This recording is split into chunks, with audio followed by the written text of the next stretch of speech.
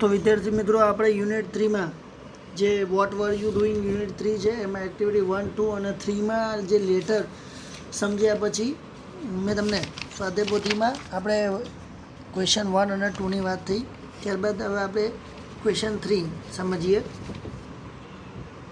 Listen to the following phrases. આ phrase આપણને આપ્યા છે. હજી તમારે શરૂઆત ફ્રેઝની હવે થાય છે અને જસ્ટ અહીંયા ખાલી સ્ટાર્ટિંગ થાય છે, બરાબર છે. બાકી ઇડિયમ્સ એન્ડ ફ્રેઝીસ એ 9માંથી આવશે, 9મા ધોરણથી, 9મા 10મા 11મા 12મામાં.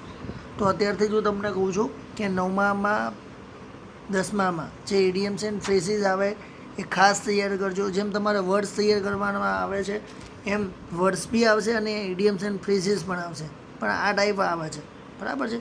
તો મતલબ તમને એ ખ્યાલ હોવો જોઈએ.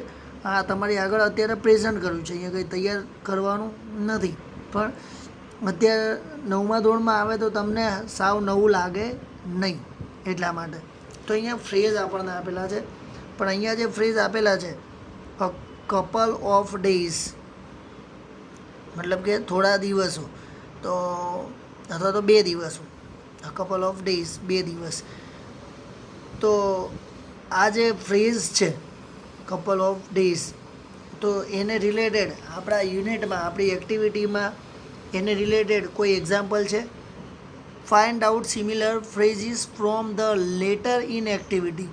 એક્ટિવિટી 3માં જેને રિલેટેડ, આની જેમ રિલેટેડ હોય એ શોધીને લખવાનું. તો અહીંયા લખ્યું છે એક્ઝામ્પલ, હા, કપલ ઓફ ડેઝ, તો કપલ ઓફ સ્વીટ શોપ્સ, 2 મીઠાઈની દુકાન. આપણે સ્ટોરીમાં એવું છે. કમ બેક ફ્રોમ અમરેલી, તો કમ બેક છેલ્લે આવે છે લેટરના અંતે કે come back in the evening. Fell down from the giant wheel, fell down giant વ્હીલમાંથી પડી ગયા એવી તો કોઈ વાત કરી નથી ટીનાએ, અને લેટરમાં ક્યાંય પડી જવાની કોઈ વાત થઈ નથી. એટલા માટે આપણે વીનુની સ્ટોરીમાંથી લઈ શકીએ કે fell down and broke his leg. Looking at the birds, looking at a small plane, છોકરાઓ જોતા હતા ને. Laughed at my friend, laughed at the old man. તો અહીંયા પણ વીરુની વાત કરીશું, વીનુની સ્ટોરીની. End of the movie, end of the fair, ફેરના અંતે. Full of water, full of people, મેળામાં માણસો હતા વધારે. ક્લાઇમ્બ અપ ધ હિલ, ટેકરી ચડી. Climbed up a tree. Row of trees, વૃક્ષોની લાઈન. રો ઓફ સ્ટોલ, દુકાનોની લાઈન. Sat down on the road, sat down for a while, એ દરમિયાન બેઠા. લિસન ફોર અ વાઇલ, એ દરમિયાન વાળો છે. તો અહીંયા આપણા એક્ટિવિટીમાં એક જ વાઇલને લઈને છે કે set down.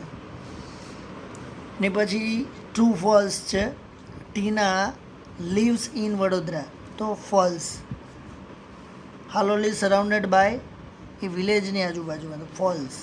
Halol is not far from Vadodara, true, સાચી વાત છે.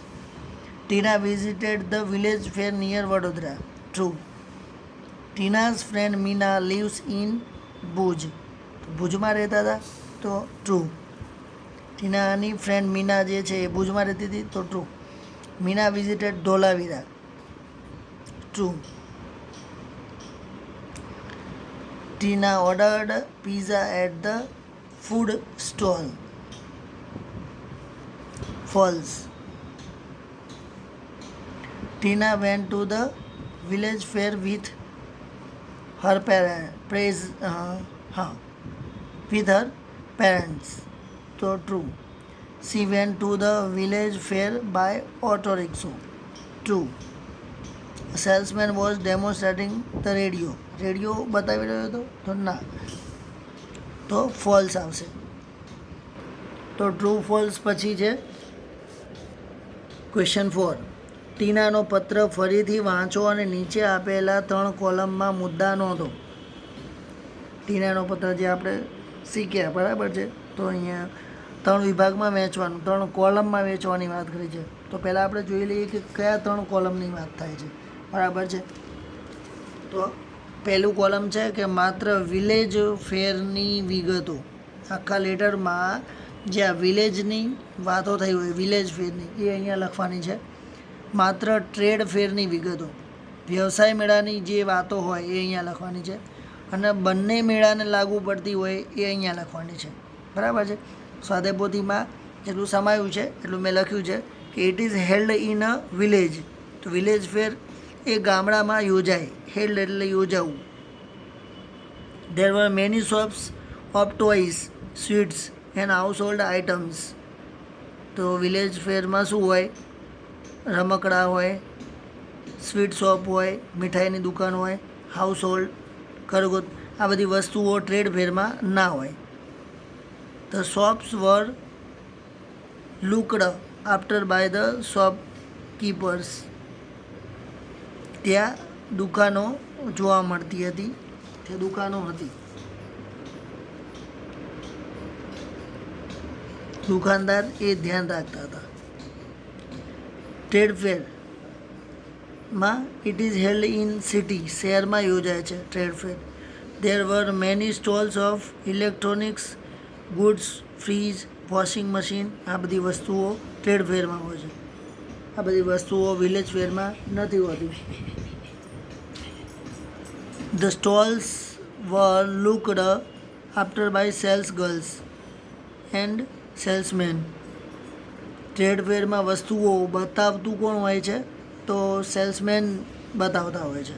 અને વિલેજ ફેરમાં કોઈ કદાચ વસ્તુ કંઈ હોય વેચતા હોય તો દુકાનદાર પોતે વેચતા જ હોય છે. બરાબર છે. બંનેને લાગુ પડતી હોય એવું. તો there was a big crowd. ત્યાં મોટું ટોળું હોય એન્ડ અ લોટ. બંનેમાં ટોળું હોય અને બંનેમાં અવાજ આવતો હોય. There were shop selling various things. એમાં ઘણી બધી વસ્તુઓ મળતી હોય. તો એવું તો ઘણી બધી વસ્તુઓ વિલેજ ફેરમાં મળતી હોય અને ટ્રેડ ફેરમાં મળતી હોય. એટલે બંને લાગુ પડતું હોય એવું. હવે આને લઈને એ ક્વેશ્ચન 4ને લઈને અહીંયા આપણે પેરેગ્રાફ લખવાનો છે. એ એક્ઝામમાં કન્ફ્યુઝન પાછું હું લખીશ તો એ થશે. એટલા માટે એને આપણે સ્કીપ કરીએ છીએ. એની એને જરૂર પણ નથી એક્ઝામમાં. ક્વેશ્ચન 5. તો અહીંયા આપણને ટાઈમ ટેબલ આપેલું છે મનીષાનું કે સવારે 7 વાગે ગઈકાલે એને શું કર્યું હતું? તો બુક રીડ કરી હતી. અને આજે એને 7 વાગે શું કર્યું? તો એના મમ્મીને હેલ્પ કરી કિચનમાં. એવી જ રીતે 11 વાગે શું કર્યું હતું ગઈકાલે અને આજે શું કર્યું? 1:30 વાગે શું કર્યું હતું ગઈકાલે, આજે શું કર્યું? 6 વાગે ગઈકાલે શું કર્યું હતું અને આજે શું કર્યું? તો આખું ટાઈમ ટેબલ 2 દિવસનું આપ્યું છે, ગઈકાલનું ને આજનું. કરવાનું છે શું આપણે? Manisha is comparing what she was doing yesterday and today at same time. Now rewrite the sentences like this. આવી રીતે સેન્ટેન્સને લખવાના છે. 7 વાગ્યાનું સેન્ટેન્સ આપણને લખીને આપ્યું છે કે 7 AM she was read a book. 7 વાગે એ બુક વાંચી રહી હતી. અને she is helping her mother in the kitchen. એક સેન્ટેન્સ ગઈકાલનું છે ને એક સેન્ટેન્સ આજનું છે. આજનું છે એમાં ઇઝ છે અને યસ્ટરડે છે એમાં વોઝ છે. 11 AM 11 વાગે ડ્રો પિક્ચર. તો she was drawing, she was draw, she was make paper bag. અહીંયા એવી જ રીતે સી ઇઝ પ્રેઝન્ટ ઇન હર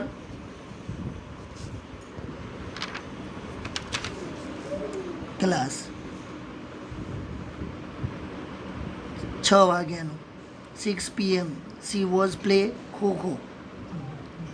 અને પ્રેઝન્ટમાં she is talking with friend. 7:30 PM she was watch movie, she is doing homework. એની પછી MCQ છે ક્વેશ્ચન 6માં. Tina lives at Halol. Tina received Meena's letter on 15th July. મીનાની જગ્યાએ મેં ટીના કરી દીધું છે કારણ કે જો મીના કર્યું હોત તો એનો ઓપ્શન નહોતો, બદલવો પડે ઓપ્શન. એટલે અહીંયા તમે ટીના લખી નાખજો. Visited a village fair between Halol and Pavagadh. Tina has visited 2 fairs. Tina visited village fair between Halol and Pavagad. Tina and her parents went to the fair by auto rickshaw. There were two temples outside a small village.